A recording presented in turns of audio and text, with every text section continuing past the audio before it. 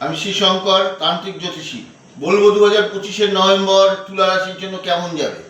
2025 November তুলা রাশির পুরনো কোনো টাকা আটকে আছে, কোনো টাকা আপনি পাচ্ছেন না, ঠিক আছে, কোনো টাকা আপনাকে কেউ দিচ্ছে না, সেই সব টাকা পাওয়ার যোগ রয়েছে। তুলা রাশির জন্য সেই সব টাকা পাওয়ার যোগ রয়েছে। তুলা রাশির শরীর স্বাস্থ্য একটু খারাপ হবে, ঠিক আছে, এই সময় তুলা রাশির শরীর স্বাস্থ্য একটু খারাপ হবে। মানসিক দিক দিয়ে একটু শান্তির মধ্যে আপনি থাকবেন, মানসিক দিক দিয়ে এই সময় একটু শান্তির মধ্যে থাকবেন।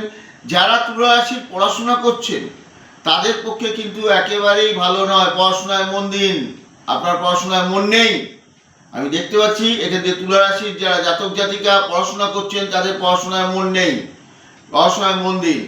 আচ্ছা, তারপরে হচ্ছে যারা ভ্রমণ করবার চিন্তা করছেন তুলা রাশির লোক, তারা কিন্তু কোনো ভ্রমণে যাবেন না। ভ্রমণে গেলে কিন্তু আপনার অর্থ ক্ষতি হতে পারে, আপনার স্বাস্থ্যের ক্ষতি হতে পারে। আপনার কোনো দেবতার মন্দিরে পুজো করার দরকার নেই, তাহলে কিন্তু আপনি ভালো ফলাফল পাবেন। না হলে যে কোনো পুণ্যকর্ম করতে গিয়ে সেখানে সেটা ঘুরে গিয়ে পাপ কর্ম হয়ে যাবে। সেহেতু মন্দিরে যাওয়ার এই সময় দরকার নেই।